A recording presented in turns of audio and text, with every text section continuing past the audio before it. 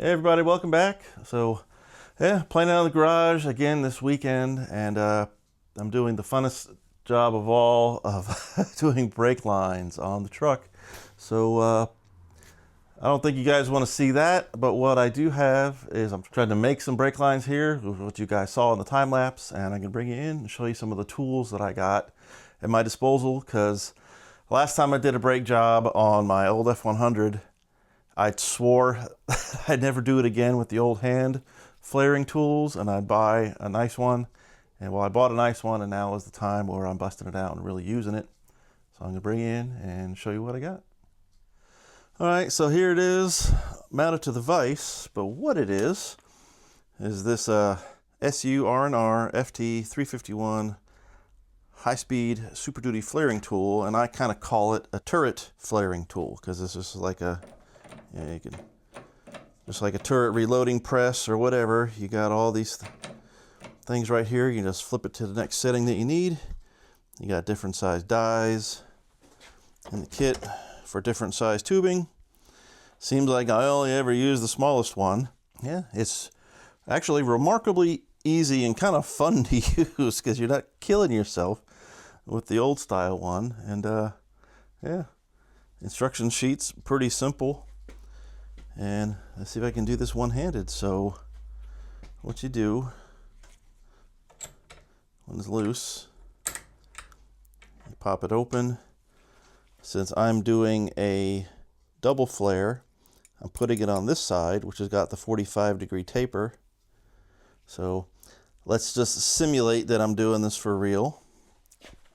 So because I'm in England and finding American spec hardware, especially for brake line stuff, is hard to find, I invested in this kit by the same company, and they got all this stuff for me to use. So what I've been using is the flare and 3/8 inch 24 flare nuts, the small ones, and for the ends that go into like the brake hoses or the brake wheel cylinders, it's got a same size thread, but it's just got a 7/16 inch nut on it, so you can get some more smash on it than you can with these little ones. But I'm not going to waste it, but it's just going to be simulated. I can even slip it on after the fact, but let's do this. So put your flare on, set it in the die, and you can actually push it even a little bit further. Make sure the top die is facing the same way. Actually, close it, lock it in, and then we'll kind of snug it a little bit. And what we do is we have this one here, it says set on it. And what that does, it's just a flat block. And when I push it, it pushes everything to the right. It even sets the dies all the way against this register. So everything is flat against this block and we're ready to go. So tighten it up so it bites onto the tubing. Then the next, for operation 1, op 1 is what they call it, 3/16 inch line. All we do, step 1, and we'll go to option 2, or operation 2. Hopefully that wasn't too close and in focus. Open it up, and boom, there's a really perfect fitting, or perfect flare, and goes right on to your tube. So you see laid out on the bench here, this is for the rear axle on the Ranger, because even on the, changing the front brake tubing or brake hoses, snap that one off, had to make one on the truck for that, so it can't really get a whole lot of good footage. But did my flares. I have this this bending tool that I made, and let me swap it out for this real quick on the vise. So brake line tubing bender, I made this out of some old bearing races, and you can see them because I was always trying to achieve those really tight 90-degree bends that you get on store bent stuff without kinking it. And this is what I came up with. So I don't know how many years ago I made this, but so with these bearing races, they fit really, really perfect into this 3/16 inch tubing. You can just stick your tubing in yonder. So I'm trying to do this one-handed, like so. You know, I can start here, and I don't know if I can do it. I'm gonna turn it all the way right back on itself.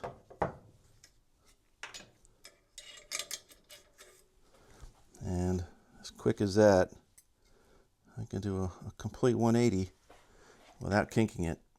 So, but that's my setup, and I've been making these hoses, or these brake lines, because the stuff on the Ranger is pretty smoked. So I already got this one over here done using John's engine as a table. But yeah, once I get it underneath there, I can do a last little couple tweaks. That'll be good to go. But the bad part is I guess one of these little jobby dobs that goes into the top of, I guess here is the brake line for the rear axle. The mount on the car or the truck that this goes into snapped off, and this line from this point all the way up to the front of the truck where the proportioning valve is got to get replaced, and I'm not going to look forward to that job because I don't know if I got to drop the gas tank to get behind it against the frame rail where all the clips are, and that's a problem for another day. So right now I'm just I had like $36, $40 in brake hoses. Figured I was going to be maybe spend 2-3 hours on it today, put new brake hoses on, getting ready for inspection and driving it, and every single one of them gave me headaches and problems like this that need this level of attention and new stuff being made. So that's what I've been doing all day. It's just not exciting, but that's bringing an old truck back from the dead. So yeah. So I got one or two other little things to show you what's going to be coming up here soon, and it's kind of interesting. Yeah, so before I even considered driving this truck, I knew it was going to need a timing belt because everything else in the truck was telling me nothing has ever been touched. Since I last did an update, I have changed the spark plugs, changed the spark plug wires, put all new hoses on the truck, changed the coolant, changed a little coolant overflow bottle with a washer reservoir, and done a lot of little things trying to get the truck ready to be driven, and poking my nose into the timing belt, pulling the cover back, and it is all cracked to heck because I don't think the timing belt has ever been changed. I asked the previous owners, and they kind of looked at me like a deer in the headlights, like they haven't done anything to it. They just drove it, and that's where it just still ran, so they never needed to touch it, I guess. Drive until failure, and if you need to put money into it, then they do. But for me, I know it has never been changed. So let me take you over here to the timing belt and show you exactly what I saw. So if you can hopefully see, you can see the extent of the cracks all around this timing belt. I can open them up a little bit by bending it real tight. Hopefully you're getting some good focus. But I mean, it got so bad. I mean, I've seen it worse than this in the past on some cars I've worked on. But I could take it. I don't know if I can hear it. Yeah, you can hear it crunching, and I can almost tear it. There it goes. So yeah, you shouldn't be able to do it for the timing belt. So yeah, one downshift away from the sucker letting go. This is where I tried to rip it in the past. It has all kinds of bugs and everything smashed into this thing. So yep. So needless to say, that's junk. And ordered a whole new timing set with the tensioner as the original one.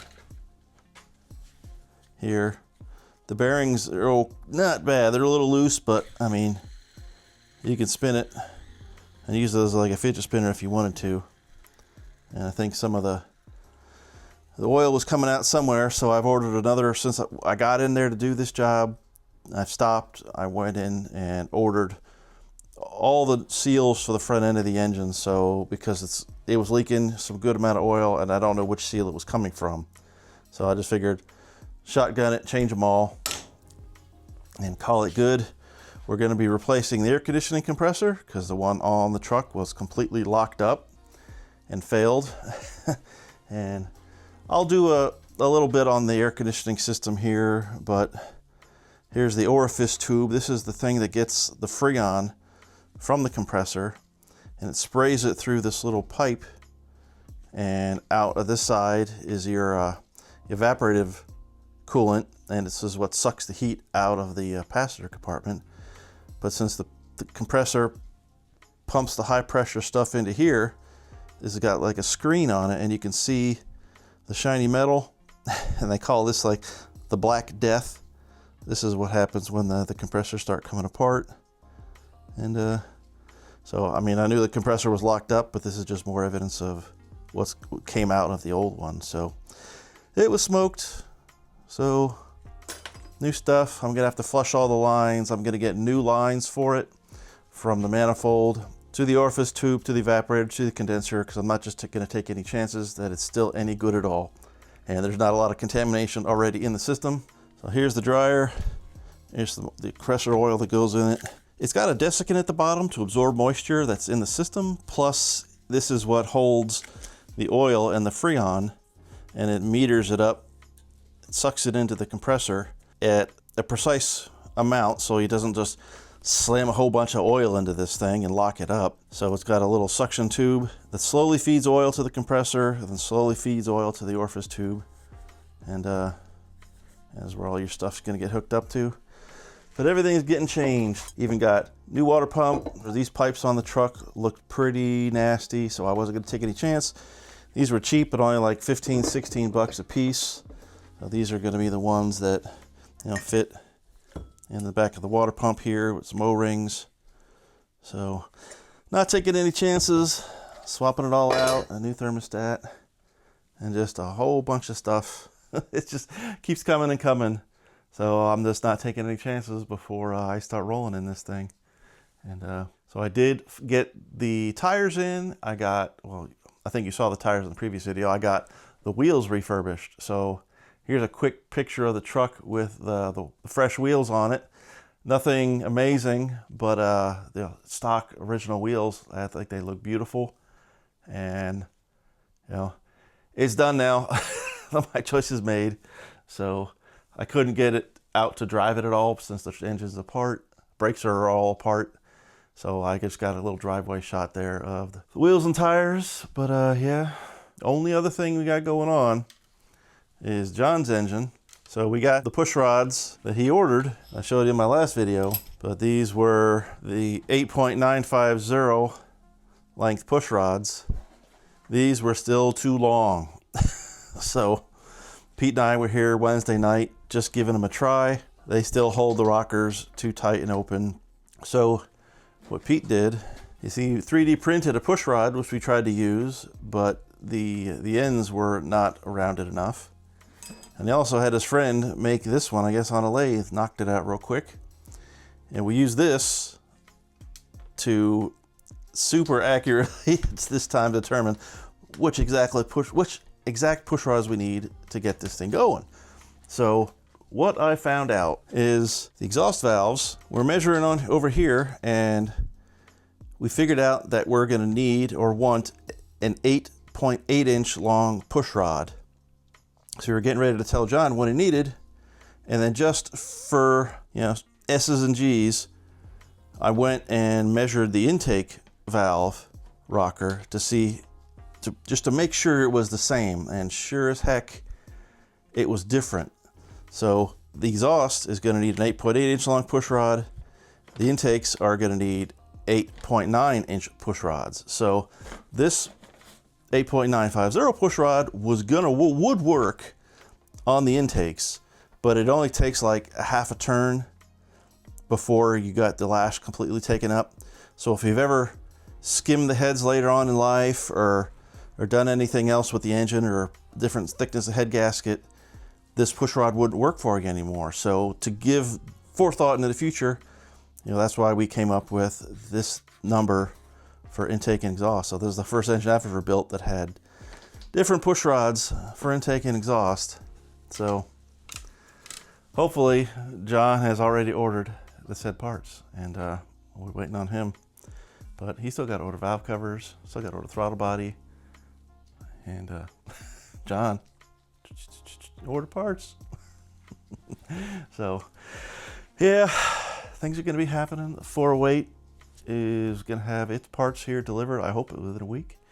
We'll get that thing on the dyno, or the run stand, fired up, and I can make a fuel line for that still. I'm probably going to bust out the flare tool to make a nice flare done on that fuel line. But yeah, stick around. We're going to have lots of stuff happening, and catch you later, guys. Thanks for subscribing.